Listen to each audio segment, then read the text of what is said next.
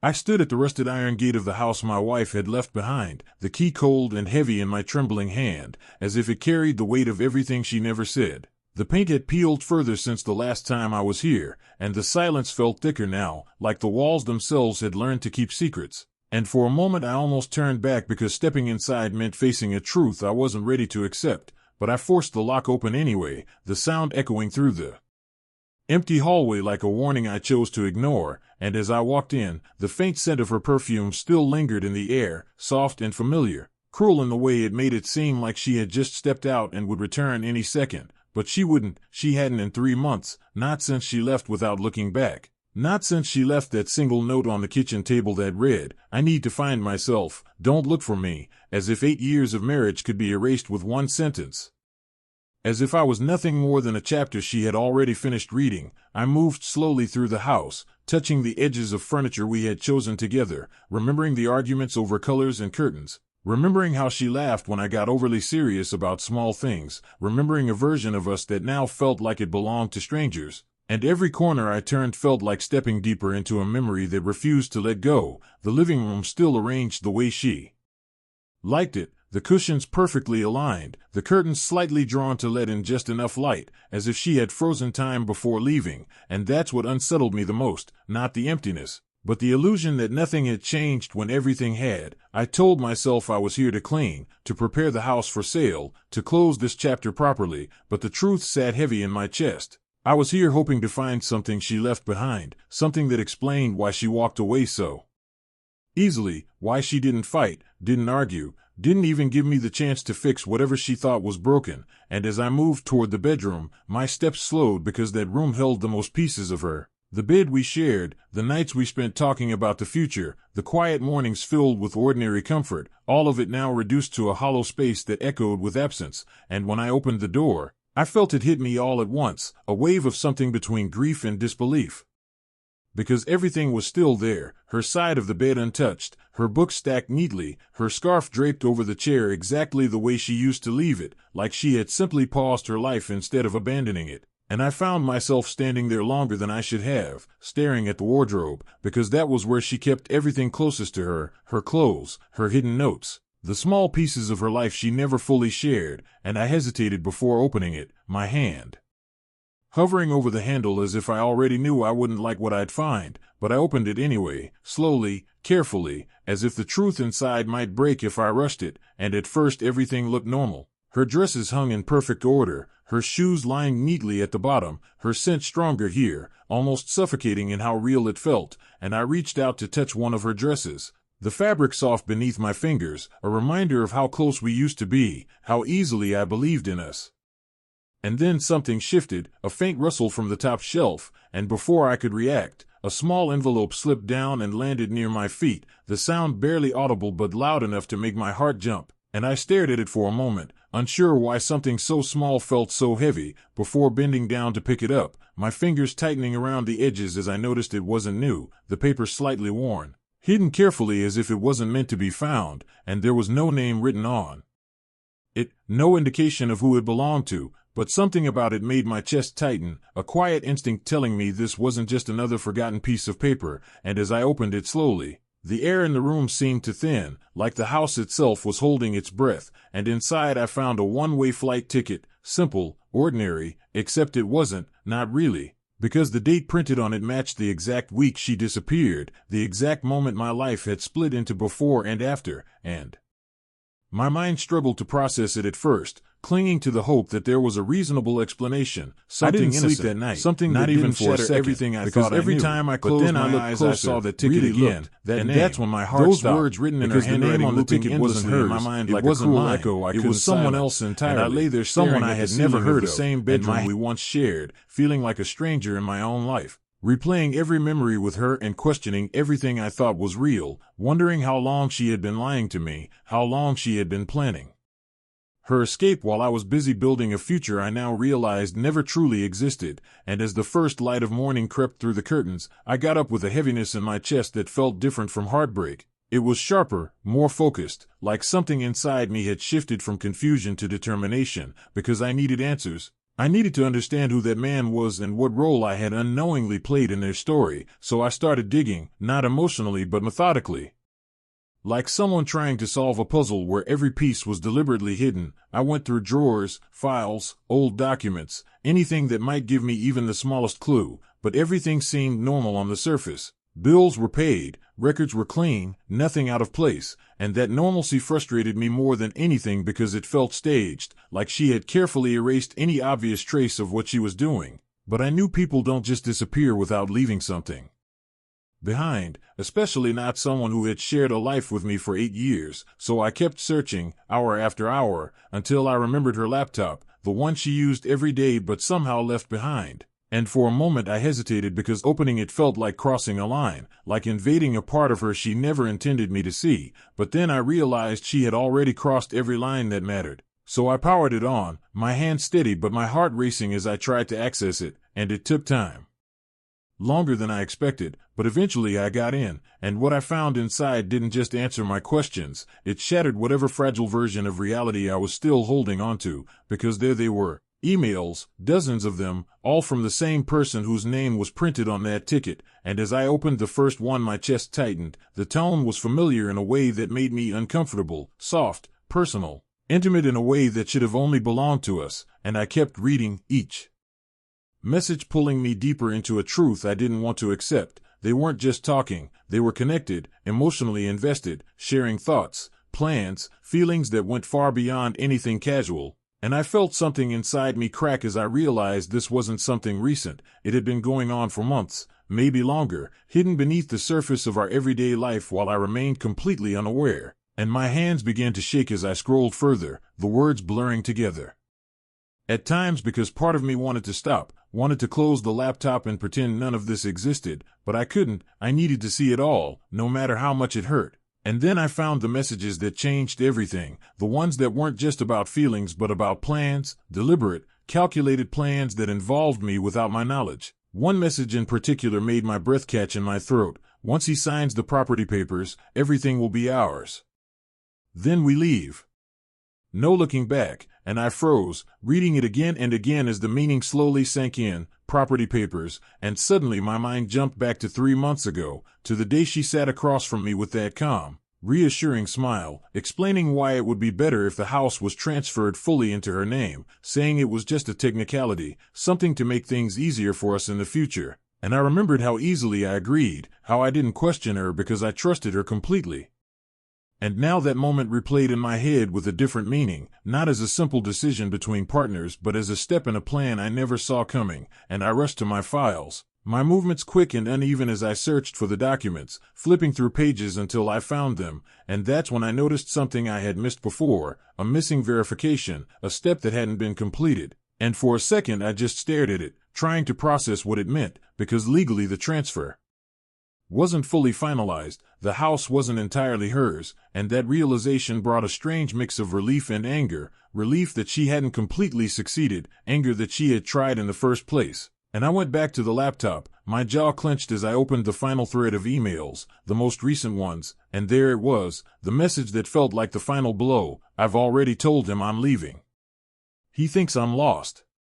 He has no idea what's coming, and I felt something inside me go quiet after reading that, not explode, not break down, just quiet, because in that moment I understood everything. I understood that I wasn't part of her future, I was an obstacle she needed to remove, a chapter she wanted to close without consequences, and the tears that had been building finally fell, not loud or dramatic, just silent, steady, as I sat there in a house filled with memories that now felt like lies, and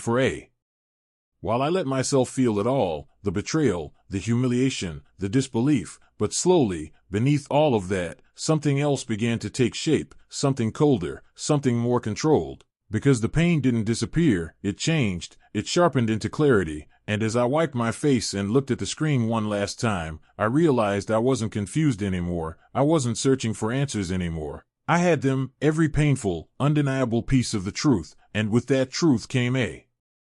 decision, a quiet, steady resolve that settled deep within me, because if she thought I would remain the man she left behind, broken and unaware, then she had made a mistake, a very big one. And for the first time since she walked out of my life, I wasn't thinking about why she left. I was thinking about what I would do next.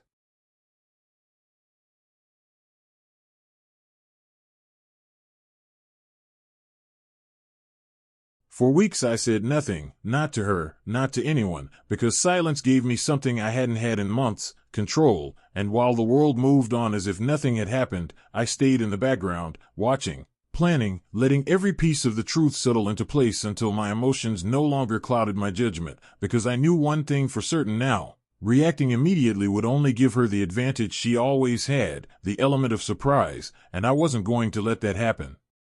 again, so instead I became patient, methodical, careful in a way she had never expected me to be, and the first step was understanding exactly where I stood legally. So I contacted a lawyer under the pretense of finalizing the house sale, keeping my voice calm and my questions simple, but when I explained the situation and showed him the documents, he pointed out what I had already started to suspect. The ownership transfer was incomplete. One critical verification step had been left unfinished.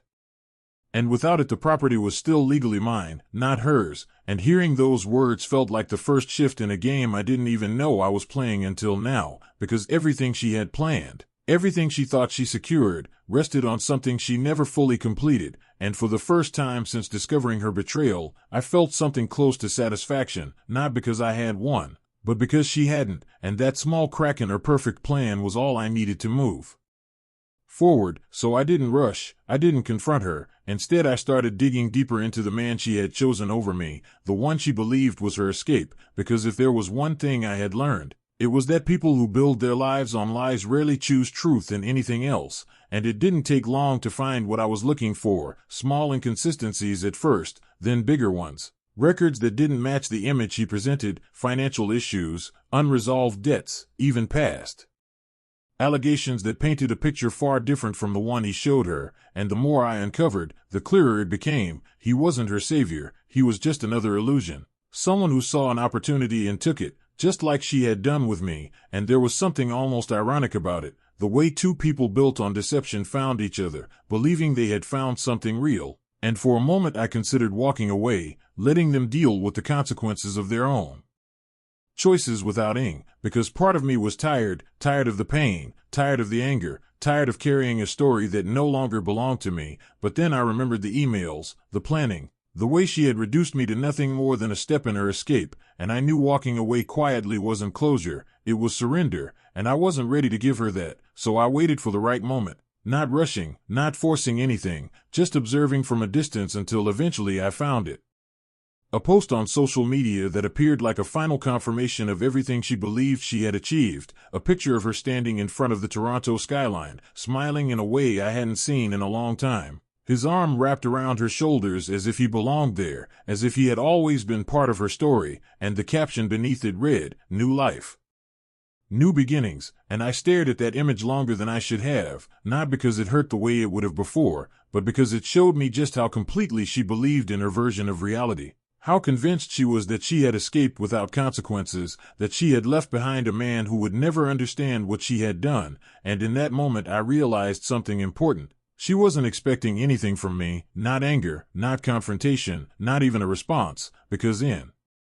her mind I was already a closed chapter, and that assumption became my greatest advantage, so I acted, not emotionally, not impulsively, but with precision. I drafted a message to her, simple and direct. No accusations, no explanations, just a single line that carried more weight than anything else I could have said. I know everything.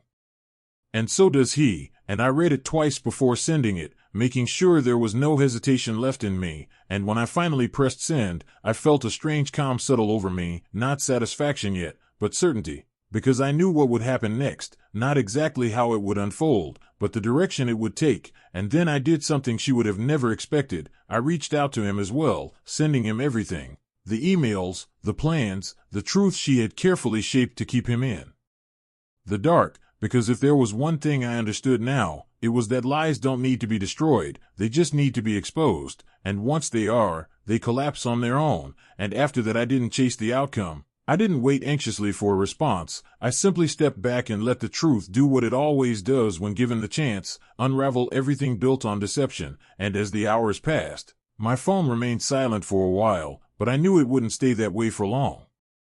Because chaos doesn't announce itself immediately, it builds quietly beneath the surface until it has no choice but to break through, and when it finally does, there's no stopping it, and for the first time since this began, I wasn't the one caught in it, I was the one who set it in motion.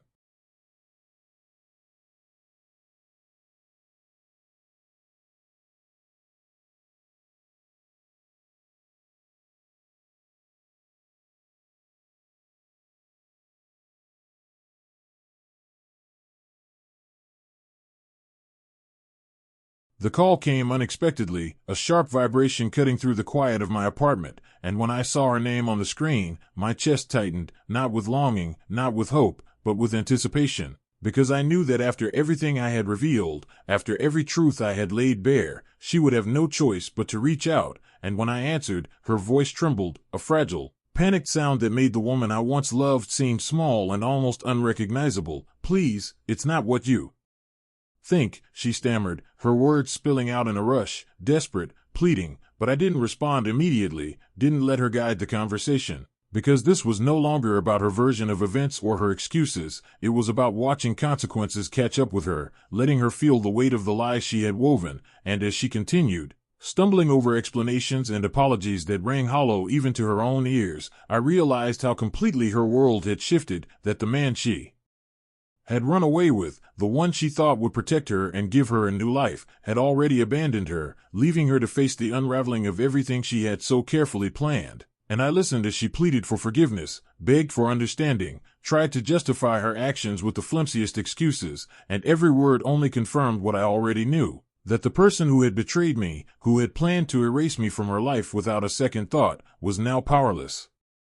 vulnerable, exposed, and the satisfaction I felt was not cruel but complete, because true revenge doesn't come from inflicting pain, it comes from letting people experience the consequences of their own choices. And she was finally seeing the reality she had ignored for so long, that manipulation and deceit, no matter how clever, eventually collapse, leaving only the raw, unfiltered truth. And as I listened, I didn't shout, I didn't curse, I didn't even offer comfort, because the most powerful thing I could do in that moment was remain silent, letting her panic fill the space where her control used to be, hearing the desperation she had denied me, knowing that every lie she had told, every plan she had orchestrated, was now crumbling, and it didn't take long for her to realize that the man she had trusted blindly was gone, that the freedom she sought came at the cost of betrayal she could not escape, and I could almost hear the moment she understood that her illusions had failed, that her carefully constructed new beginnings were nothing but a fragile facade that could not withstand truth, and I imagined the shock in her eyes, the disbelief, the fear, the regret, because she had always assumed I would crumble, that I would remain shattered and silent, but instead I had become the quiet force she had underestimated, the one who watched patiently while everything she valued unraveled without my interference, and when the dust settled, when the calls ended and the emails stopped, she was left with nothing but the stark reality of her choices, no man, no house, no escape, just herself and the truth she could not deny, and I, meanwhile, reclaimed what was mine, not out of spite but because justice demanded it, selling the house she thought she had stolen, securing what had always belonged to me, and in the process, finding a strange, serene closure that was stronger than any revenge I could have enacted with anger or force. And as I walked away from the house for the last time, keys in hand, papers signed, finality in every step, I felt lighter than I had in months, because the pain, though sharp and unforgettable, had transformed into clarity, into understanding, into freedom, and I knew that while she had tried to erase me from her life, the truth had preserved me, had restored me, had allowed me to rise above the betrayal, and in that silence, in that calm, in the knowledge that she now faced the consequences of her own deceit without me needing to strike or scream, I found a satisfaction that was deeper and sweeter than any fleeting revenge, a quiet triumph that did not announce itself with chaos but with peace, and as I looked toward the horizon, toward the life I would rebuild on my own terms, I understood that the most potent revenge is not in punishment, but in living fully, in moving forward while those who try to destroy you are left to confront the wreckage of their own choices, and in that moment, I realized I had not only survived her betrayal, I had transcended it, and that is a power no one, not even the person who once claimed to love you, can ever take away.